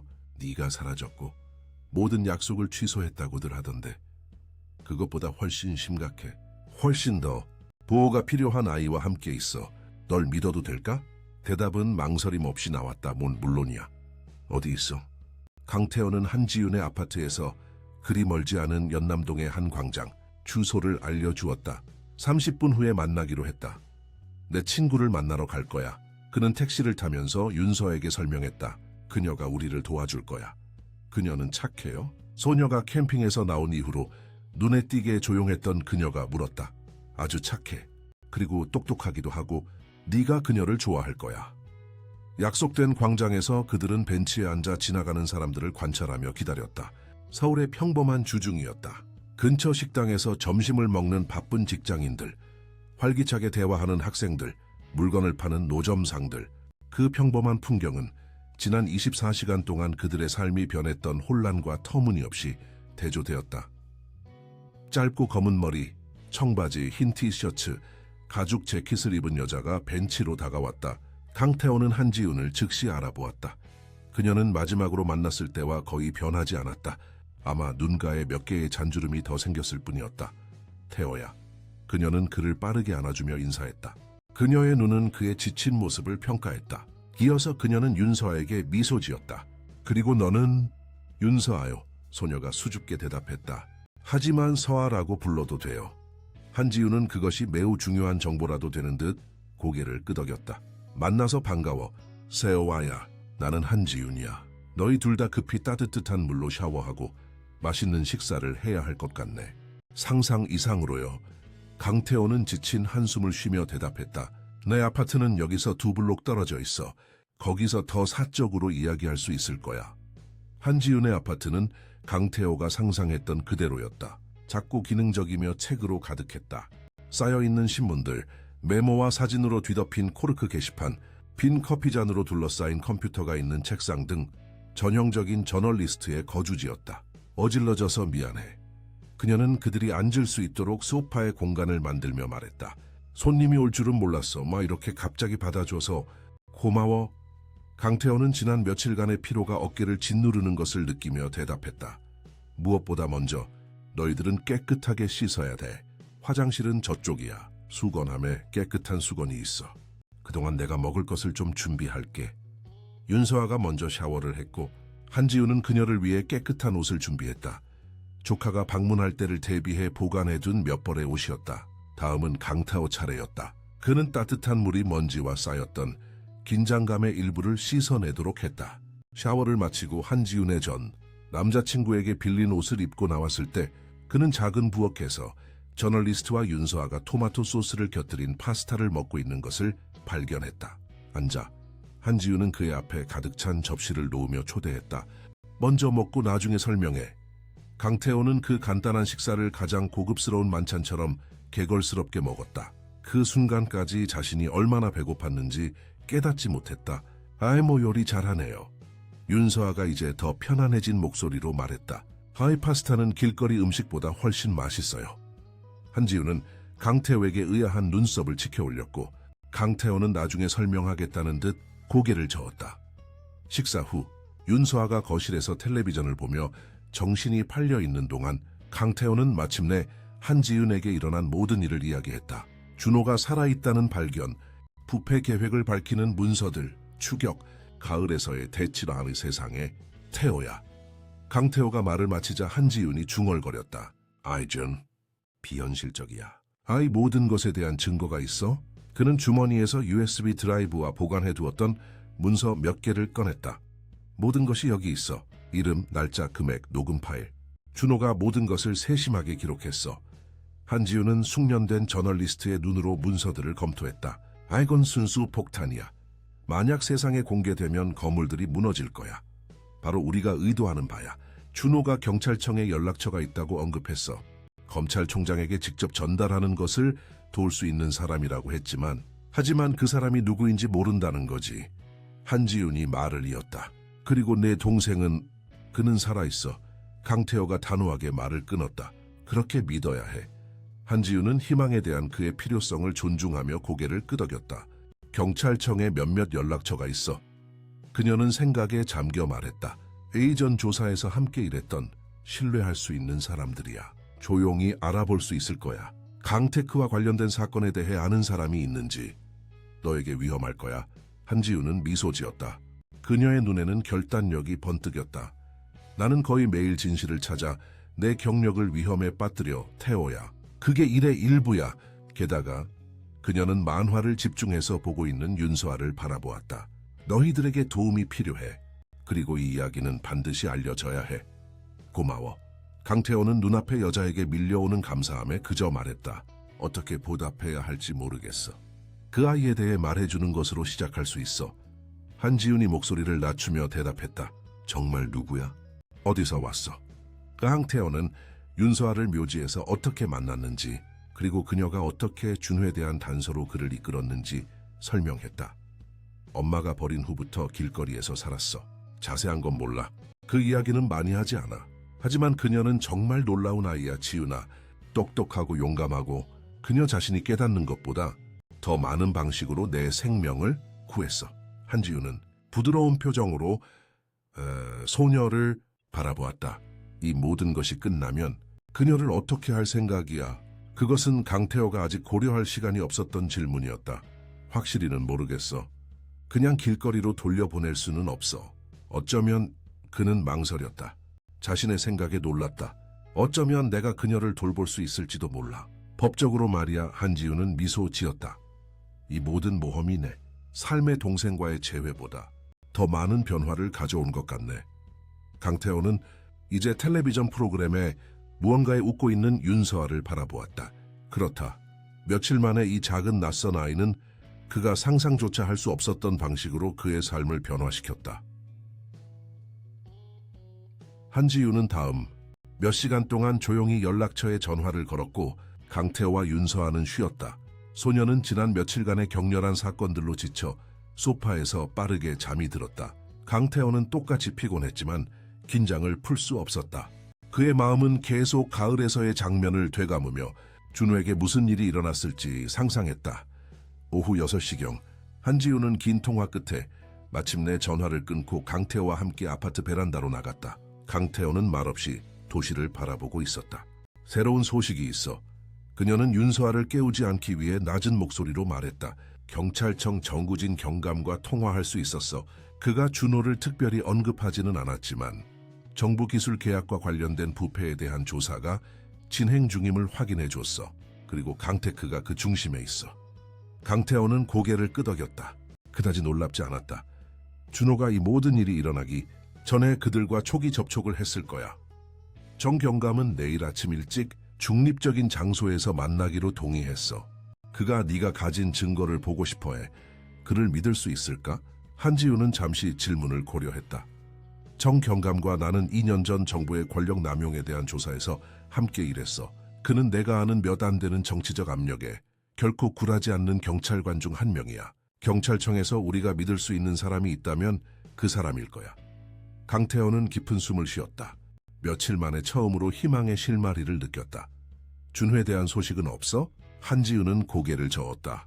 특별한 것은 없어. 하지만 지난 24시간 동안 수원 지역에서 시신이 발견되었다는 기록도 없어. 좋은 징조야. 그는 살아있어, 지훈아. 확실해. 준호는 항상 우리 둘 중에서 가장 똑똑했고 가장 준비된 사람이었어. 이런 상황에서 살아남을 수 있는 사람이 있다면 그 사람이야. 한지우는 그의 어깨에 위로의 손을 얹었다. 우리가 지금 할 수 있는 일에 집중해야 해. 내일 정 경감에게 증거를 넘겨주고 경찰청이 할 일을 하게 두자.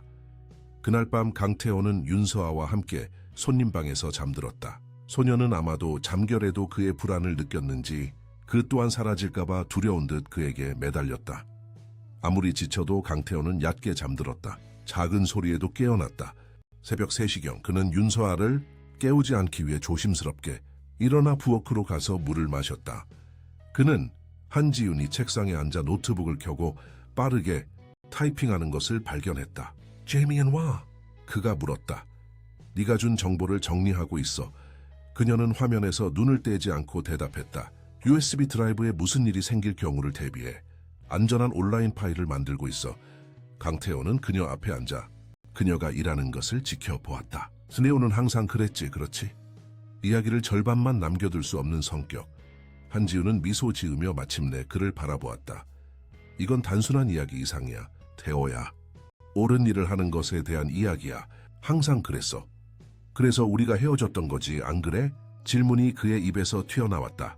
한지우는 타이핑을 멈추고 생각에 잠긴 표정으로 그를 바라보았다. 어느 정도는. 너는 네 제국을 건설하는 데 집중했고 나는 다른 사람들의 제국을 해체하는 데 집중했지. 우리는 항상 반대 방향으로 갔던 것 같아. 그리고 이제 아이러니하게도 우리는 같은 편에 있네. 삶은 특이한 유머 감각을 가지고 있어. 그녀는 다시 타이핑을 시작하며 대답했다. 이제 좀 더 쉬려고 노력해. 내일은 결정적인 날이 될 거야. 정우진 경감과의 만남은 종로 지역의 한 조용한 카페에서 오전 9시로 잡혔다. 한지우는 그곳이 주로 법대생들과 일부 형사들이 자주 찾는 곳이어서 만남의 자연스러운 위장을 제공한다고 설명했다. 너희들은 따로 가야 해. 그들이 아침 식사를 하는 동안 한지윤이 지시했다. 내가 서아랑 먼저 갈 거야. 너는 20분 기다렸다가 따라와. 누군가 패턴을 알아차릴 가능성이 줄어들 거야. 강태원은 한지윤의 보안, 문제에 대한 경험에 감탄하며 동의했다. 서아에게 뭐라고 말하지? 어느 정도는 진실을 말해. 너희와 네 동생을 보호하는데 도움을 줄 사람을 만날 거라고. 그녀는 똑똑하니까 이해할 거야. 윤서아는 실제로 상황을 완벽하게 이해했다. 그녀는 심지어 자신이 부르는 비밀 임무에 참여한다는 생각에 들떠 보였다. 한지우는 강태호에게 모자와 선글라스를 주었다. 비즈니스 잡지에 가끔 사진이 실리는 사람에게는 간단하지만 효과적인 위장이었다. 카페에서 전구진, 경감은 한지훈과 윤서아가 도착했을 때 이미 기다리고 있었다. 그는 중년의 남자였고 관자놀이에 희끗희끗한 머리가 있었고 주변 모든 것을 평가하는 듯한 예리한 눈빛을 가지고 있었다. 그는 평범한 옷, 청바지와 폴로 셔츠를 입고 있었는데 그의 직업을 나타내는 것은 아무것도 없었다. 강태호는 약속대로 20분 후에 도착하여 조용히 테이블에 앉았다. 간단한 소개 후 그들은 바로 본론으로 들어갔다. 한지훈 씨가 전반적인 상황을 설명해 줬습니다. 정 경감이 낮은 목소리로 말했다. 하지만 강 사장님께 직접 들어야 합니다. 강태호는 윤서아를 묘지에서 만난 것부터 호라이즌 프로젝트에서 문서를 발견하고 가을에서 대치한 것까지 모든 것을 다시 설명했다. 윤서아는 이야기 내내 조용히 핫초코를 마시며 특정 세부 사항이 언급될 때 가끔 고개를 끄덕였다. 강 사장님의 동생은 약 3개월 전에 저희에게 연락했습니다. 강태호가 말을 마치자 정경감이 확인했다. 그는 계획에 대한 예비 정보를 가지고 있었지만 공식적으로 고발하기 전에 더 많은 증거가 필요하다고 말했습니다. 그게 그와 마지막으로 직접 접촉한 때였습니다. 그럼 당신이 그가 언급했던 연락처군요. 강태호가 결론지었다. 왜 전에는 말씀하지 않으셨습니까? 네, 표준 절차입니다. 진행 중인 조사를 직접적으로 관련 없는 사람들에게 확인할 수 없습니다. 하지만 상황을 고려하면 강태호는 경감에게 가장 중요한 문서, 사본과 USB 드라이브가 들어있는 봉투를 건넸다. 모든 것이 여기 있습니다. 이름, 날짜, 금액, 작전 계획, 준호가 모든 것을 세심하게 기록했습니다. 정경감은 몇몇 서류들을 재빨리 살펴보았다. 그의 얼굴은 무표정했지만 그의 눈은 세부 사항의 수준의 놀라움을 드러냈다. 이것은 우리가 이전에 가지고 있던 것보다 훨씬 더 많은 정보입니다. 이 자료로 우리는 조사를 상당히 진전시킬 수 있습니다. 내 동생은요? 경감은 망설였다. 수원 외조 부모님 댁 사건을 알게 된 이후로 그를 찾기 위해 팀을 투입했습니다. 아직 아무런 흔적도 없습니다. 그는 살아있습니다. 강태호가 주장했다. 확신합니다. 정경감은 긍정도 부정도 하지 않고 전문적인 표정을 유지했다. 이제 어떻게 되는 건가요? 한지윤이 물었다. 이 증거들을 검찰총장에게 직접 가져갈 겁니다. 그동안 여러분의 안전을 보장해야 합니다. 이 계획에 연루된 사람들은 강력하며 어떤 위협도 제거하는 것을 주저하지 않을 겁니다. 보호를 받을 수 있나요? 강태호는 윤서아를 걱정스럽게 바라보며 물었다 말할 이미 준비했습니다. 이 카페 안에 사복요원 2명이 있고 밖에 2명이 더 있습니다.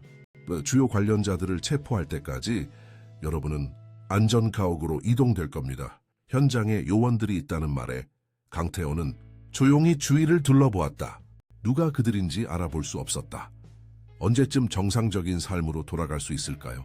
그가 물었다. 정확히 말씀드리기는 어렵습니다. 며칠 또 어쩌면 몇 주가 걸릴 수도 있습니다. 피고인들의 반응에 따라 달라질 겁니다.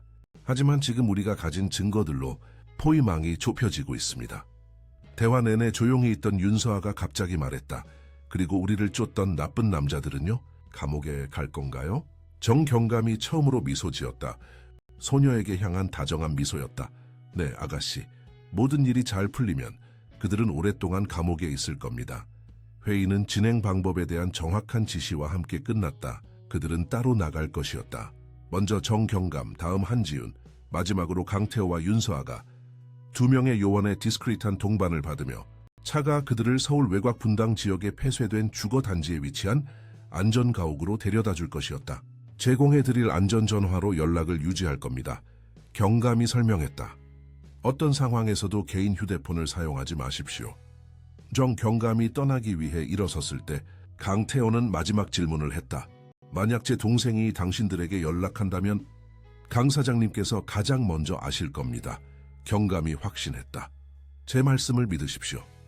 강화된 보안이 갖춰진 눈에 띄지 않는 2층 주택인 안전가옥에서 강태호와 윤서아는 기본적인 편안함을 찾았다. 냉장고에는 음식이 채워져 있었고 옷장에는 깨끗한 옷이 있었으며 2명의 연방 요원이 24시간 교대로 감시했다.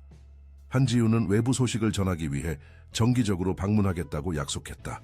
저널리스트로서 그녀는 더 자유롭게 움직일 수 있었고 진행 중인 조사와의 중요한 연결고리 역할을 할 수 있었다. 안전가옥에서의 첫 며칠은 천천히 지나갔다. 강태호는 게임 이야기, 텔레비전 프로그램으로 윤서아의 주의를 돌리려 노력했지만 긴장감은 역력했다. 소녀는 회복력이 강했지만 분명히 자유를 그리워했다. 아이러니하게도 오랫동안 길거리에서 살았던 그녀는 이제 네 벽 안에 갇힌 느낌을 받았다. 언제쯤 여기서 나갈 수 있어요? 그녀는 반복해서 물었다. 곧이야 서아야. 안전해지는 대로. 나흘째 되는 날 한지윤이 심각한 표정으로 나타났다. 그녀는 윤서아가 태블릿 게임에 정신이 팔려 있을 때까지 기다렸다가 강태호와 개인적으로 이야기했다. 아일이 빠르게 진행되고 있어. 그녀가 알렸다. 검찰총장이 공식적으로 조사를 시작했어 강테크와 최민석을 포함한 주요 용의자들의 거주지에 대한 수색영장이 발부됐어. 준호 소식은 없어? 한지우는 망설였다. 강원도와의 경계 근처에서 버려진 검은색 벤츠를 발견했어. 안에 장갑과 회색 코트가 있었지만 네 동생의 흔적은 없었어. 강태원은 가슴이 철렁했다. 회색 후드 코트는 거의 준호의 트레이드 마크였다. 그건 아무 의미 없어. 일부러 따돌리려고 남겼을 수도 있어. 정 경감도 그렇게 생각해. 그들은 가능한 모든 단서를 추적하고 있어. 다음 날 뉴스 보도가 터져 나왔다. 부파의 스캔들, 기술 거인을 뒤흔들다. 헤드라인은 강테크와 정부 당국자들을 연루시킨 입찰 사기, 부풀려진 계약, 공금 횡령 계획을 자세히 설명했다. 최민석은 2명의 도지사 비서와 국영은행 이사와 함께 체포되었다. 강태원은 복잡한 심정으로 뉴스를 시청했다. 한편으로는 진실이 마침내 밝혀지는 것에 안도감을 느꼈다. 다른 한편으로는 준호와 함께 그토록 노력하여 건설한 회사의 미래를 걱정했다. 회사 망하는 거예요? 윤서아가 그의 예리함에 놀라며 물었다. 아니야, 서아야. 회사는 그 안에서 일했던 몇몇 사람들의 행동 때문에 죄가 있는 게 아니야. 힘든 시기를 겪겠지만 강테크는 살아남을 거야. 어쩌면 전보다 더 나은, 더 정직하고 투명한 회사가 될 수도 있을 거야. 그 다음 주 주요 체포가 이미 이루어지고 사건이 전국적인 규모로 확대되면서 정경감은 마침내 강태호와 윤서아가 안전가옥을 떠나는 것을 허락했다. 여전히 보호가 필요했지만 이제는 강화된 보안이 갖춰진 용산구 저택으로 돌아갈 수 있었다. 아직 끝나지 않았습니다. 경감이 방문 중에 경고했다. 재판 과정은 몇 달, 어쩌면 몇 년이 걸릴 겁니다. 강 사장님은 핵심 증인이 될 겁니다. 그럴 준비가 되어 있습니다. 강태호가 대답했다. 그저 정의가 실현되기를 바랍니다. 마침내 저택으로 돌아온 날, 강태호는 윤서아를 데리고 이제부터 그녀의 집이 될 곳을 더 잘 알게 해주었다. 소녀는 호기심 어린 눈으로 모든 것을 탐험하며 길거리의 현실과는 너무나 다른 사치와 공간에 여전히 감탄했다. 제 방을 고를 수 있어요? 그녀가 수줍게 물었다 파는 물론이지. 네가 원하는 어떤 방이든. 윤서아는 정원이 보이는 방을 골랐다. 그곳에서 나무와 수영장을 볼 수 있었다. 강태호는 그녀가 원하는 대로 방을 꾸밀 디자이너를 고용하겠다고 약속했다.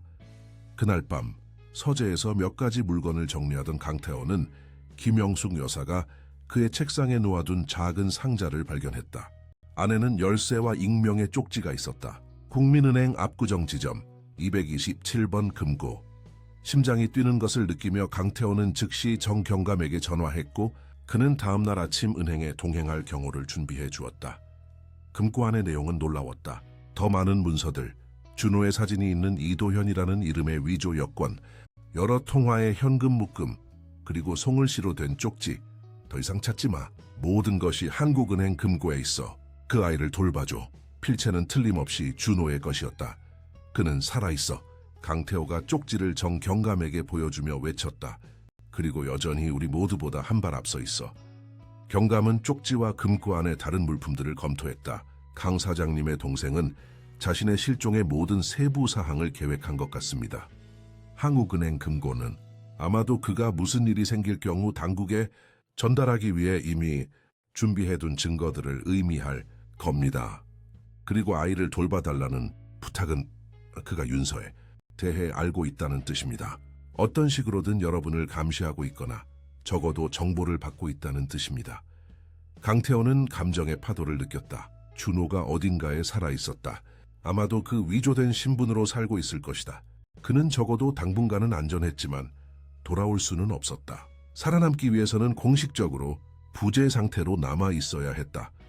집으로 돌아왔을 때 그는 윤서아가 김영숙 여사에게 길거리에서 배운 카드 게임을 가르치려 하는 것을 발견했다.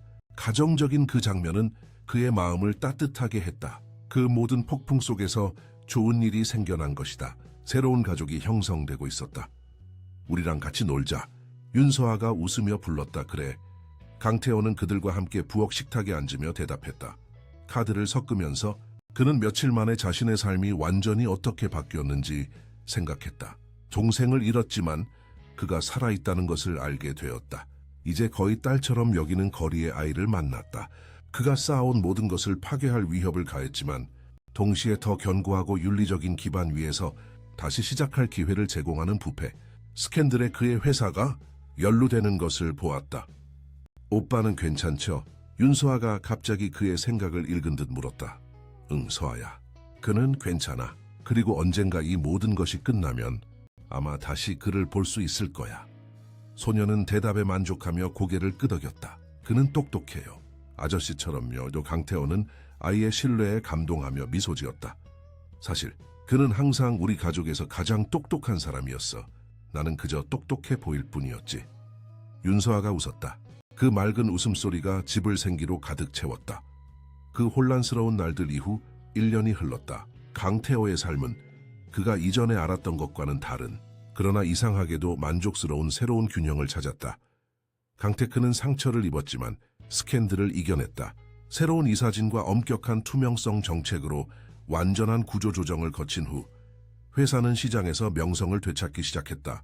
강태호는 개인적으로 지휘권을 잡고 이제는 더 윤리적이고 견고한 기반 위에서 자신과 준호가 시작했던 유산을 기리기 위해 결심했다. 준호가 개발하던 혁신적인 디지털 보안 기술인 오로라 프로젝트는 마침내 빛을 보았다. 아이러니하게도 그 첫 번째 주요 고객은 바로 정부였다. 폭로된 사기와 같은 종류의 사기로부터 시스템을 보호하는 데 관심이 있었기 때문이었다. 그러나 강태호의 삶에서 가장 중요한 변화는 직업적인 분야가 아니라 개인적인 분야에 있었다. 윤서아의 법적 입양 절차는 복잡한 행정 절차 끝에 3개월 전 완료되었다. 아동법원의 판사 앞에서 강태호를 지지하는 증언을 해준 정경감 덕분에 절차가 순조롭게 진행되었다. 이제 저는 공식적으로 강윤서아예요. 그녀는 최종 서류를 받은 날 자랑스럽게 선언하며 마치 트로피라도 되는 양세 출생 증명서를 흔들었다. 그 토요일 아침 강태호는 저택 베란다에서 윤서아가 김영숙 여사의 주에 깊은 시선 아래 수영장에서 수영하는 것을 지켜보았다. 겁에 질리고 의심 많던 거리의 아이는 명랑하고 자신감 넘치는 아이로 변모했다. 그녀는 서울 최고의 학교 중 하나에 다니고 있었고 수영, 피아노, 유도 수업을 받고 있었다. 유도는 그녀가 꼭 배우고 싶어 했던 특이한 선택이었다서 필요하면 혼자서도 자신을 방어할 수 있도록요. 그녀는 결코 잃지 않았던 특유의 솔직함으로 설명했다.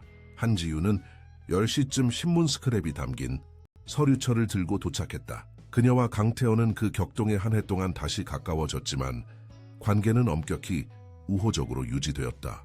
저널리스트는 부패 계획과 정부, 그 여파에 대한 일련의 수상 경력에 빛나는 기사를 쓰며 사건의 모든 전개를 따라왔다. 최신 소식을 가져왔어.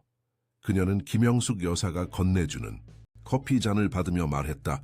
최민석이 플리바게닝 감형 거래를 했어. 자신이 연루된 다른 계획에 대한 세부 정보를 공개하는 대가로 형량을 줄일 거야. 그는 항상 실용적이었지. 강태호는 쓰라림 없이 말했다. 최민석의 배신은 처음에는 고통스러웠지만 이제는 마치 다른 사람에게 일어난 일처럼 멀게 느껴졌다. 그게 다가 아니야. 한지우는 특종을 잡은 기자의 흥분으로 눈을 빛내며 계속 말했다. 시우건이 시카르자세 강원도 근처에서 발견된 그 검은색 차가 고용된 운전사에 의해 그곳으로 옮겨졌다는 정보를 받았어. 차를 그곳까지 운전해서 버리라고 돈을 받은 남자였어. 강태호는 고개를 끄덕였다. 준호는 항상 모든 세부 사항을 생각했다. 그 이후에 그가 어디로 갔는지에 대한 단서는 없어. 한지우는 잠시 망설였다. 그 정보를 공유해야 할지 말아야 할지 고민하는 듯했다.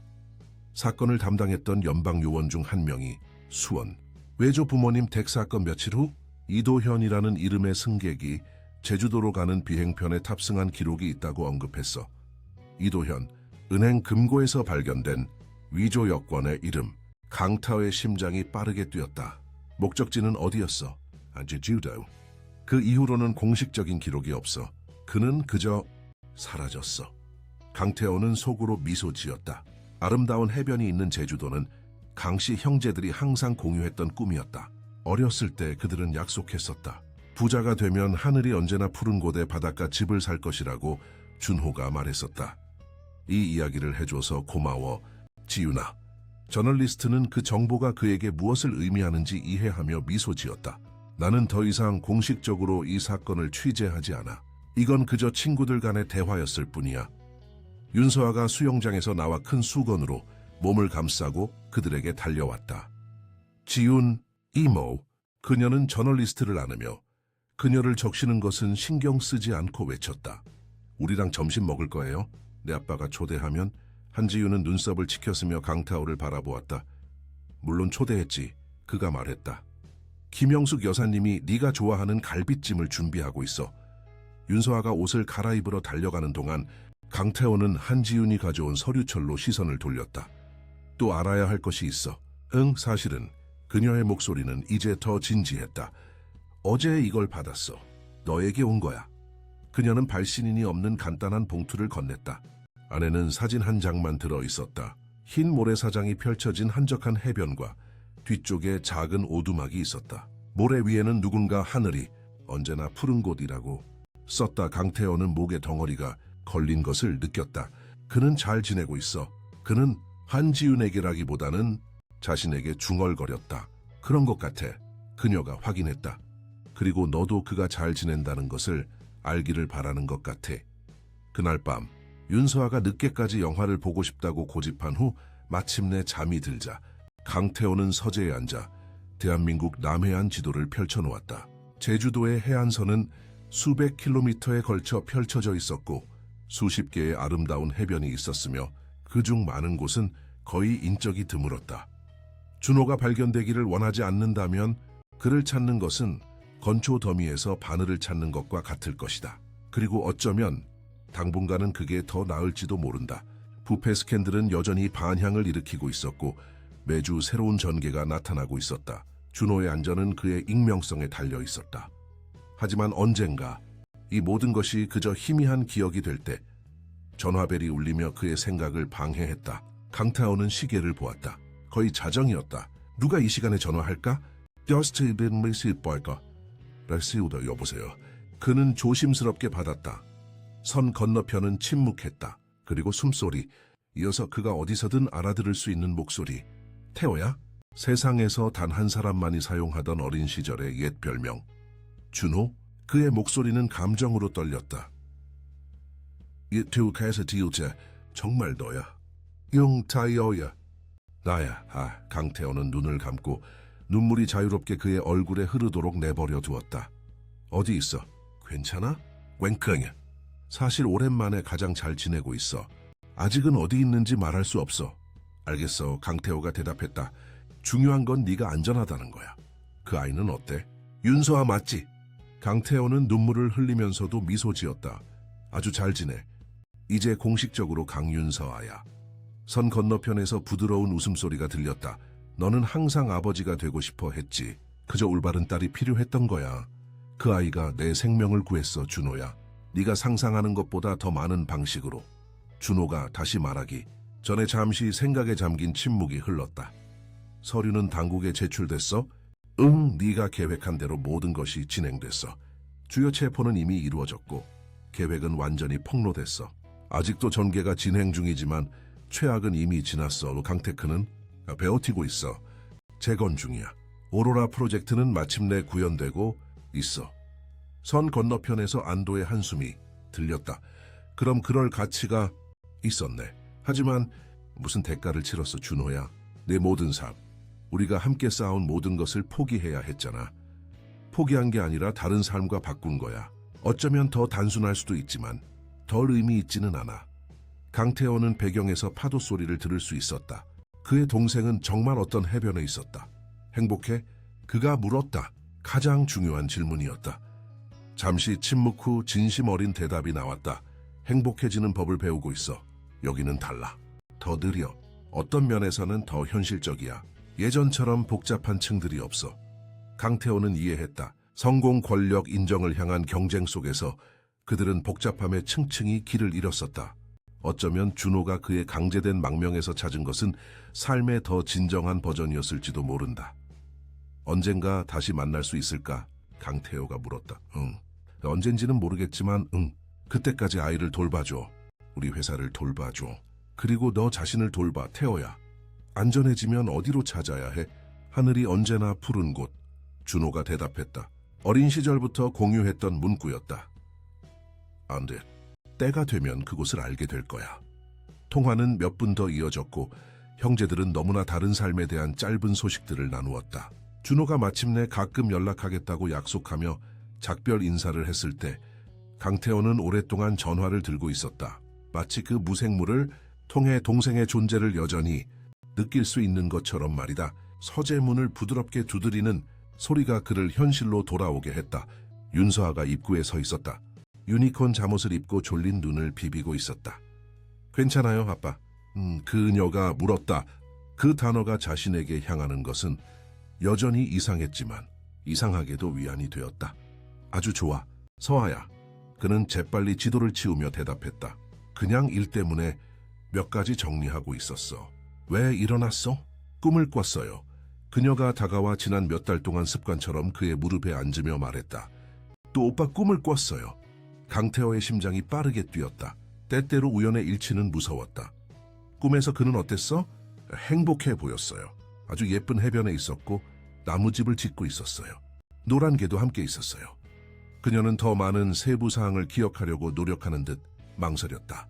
그가 저를 보고는 모든 것이 괜찮다고 언젠가 우리가 만날 거라고 말했어요. 강태호는 그녀를 꽉 안았다. 간신히 억제할 수 없는 감정의 파도를 느꼈다. 있잖아, 서아야, 네 꿈이 사실일 수도 있다고 생각해. 정말요? 그녀의 눈이 밝아졌다. 언젠가 그를 보러 갈 수 있을까요? 때가 되면. 그는 아주 특별한 곳에 있어. 하늘이 언제나 푸른 곳에 예쁠 것 같아요. 그녀는 그의 어깨에 머리를 기대고 다시 잠에 빠져들며 중얼거렸다. 세상에서 가장 아름다운 곳이야. 강태호는 그녀를 다시 침대로 데려가며 대답했다. 몇 달 동안 강태호는 강테크 재건과 윤서아 양육 사이에서 시간을 나누었다. 소녀는 그의 보살핌 아래 꽃을 피웠고 매일 변모했다. 길거리의 혹독한 경험으로 형성된 그녀의 날카로운 지성과 예리한 통찰력은 이제 학업과 과외 활동에서 긍정적인 방향을 찾았다. 윤서아의 입양은 강태호에게 강테크 재단을 통해 거리의 아이들을 위한 쉼터, 교육, 직업 기회를 제공하는 사회 프로그램을 시작하도록 영감을 주었다. 이 프로젝트는 모든 진실이 드러나기 시작했던 장소를 기리는 의미에서 새로운 지평 로봇 호리존테이라고 명명되었으며 대한민국 여러 주요 도시에 지부를 두면서 빠르게 전국적인 규모로 확대되었다. 그들의 삶을 변화시켰던 사건들. 이후 거의 2년이 지난 어느 일요일 오후 강태호는 발신인이 없는 편지를 받았다. 안에는 제주협재라는 작은 해안 마을의 관광 안내 책자와 송글씨로 된 쪽지 한 장만 들어있었다. 때가 되었다. 아이를 데리고 와라. 2주 후 이제 거의 12살이 된 강태호와 윤서아는 제주공항에 도착했다. 지프를 빌려 해안을 따라 이동했고 점차 문명에서 멀어졌다. 윤서아는 모험에 들떠 강태호에게 정확히 어디로 가는지 그리고 오랜 시간 후에 준호를 어떻게 알아볼지에 대해 끊임없이 질문을 퍼부었다. 도착하면 알게 될 거야. 강태호가 할 수 있는 대답은 그것뿐이었다. 그는 자신의 직감과 동생의 모호한 지시에 따라 움직였다. 거의 2시간 동안 도로를 달린 후 그중 일부는 험한 길이었는데 그들은 3개의 간단한 오두막만이 흰 모래사장 위에 있는 작은 외딴만에 도착했다. 그곳은 초현실적인 아름다움을 지닌 곳이었다. 청록색의 수정 같은 물과 열대, 식물로 덮인 절벽이 있었다. 여기야. 강태호는 오래전에 받았던 사진 속 풍경을 즉시 알아보며 중얼거렸다. 그들은 코코넛 나무, 그늘 아래 지프를 주차하고 따뜻한 모래 위를 걸었다. 가장 멀리 떨어진 오두막에는 조개 껍데기와 유목으로 만든 임시 화분에 알록달록한 꽃들이 심어져 있었다. 베란다에는 한 남자가 뒤돌아 바다를 바라보고 있었고 노란색 레브라도 한 마리가 옆에 있었다. 그들이 다가가자 남자가 천천히 몸을 돌렸다. 그는 햇볕에 그을려 있었고 머리카락은 더 길었고 수염은 깔끔하게 정리되어 있었다. 강태호가 기억하는 것보다 더 젊고 편안해 보였다. 반바지와 흰 리넨 셔츠만 입고 있었다. 늦었네. 준호가 미소를 지으며 말했다. 차가 너무 막혔어. 강태호는 미소를 되돌려주며 동생을 힘껏 안아주었다. 마치 그가 다시 사라질까봐 두려워하는 것처럼 말이다. 윤서아는 눈물을 글썽이며 그 장면을 지켜보았다. 준호가 포옹을 풀고 몸을 숙여 그녀의 눈높이를 맞출 때까지 네가 그 유명한 윤서하구나. 너에 대한 이야기를 많이 들었어. 저도 오빠에 대해 많이 들었어요.